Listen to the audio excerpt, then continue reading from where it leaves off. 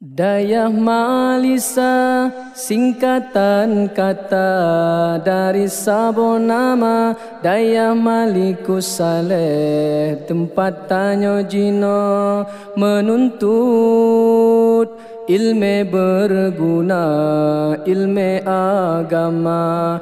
Dayah Malisa umpama payungan pelindung dalam urokan. Dayah Malisa umpama tungkat bagi tanya mumat di saat cedera.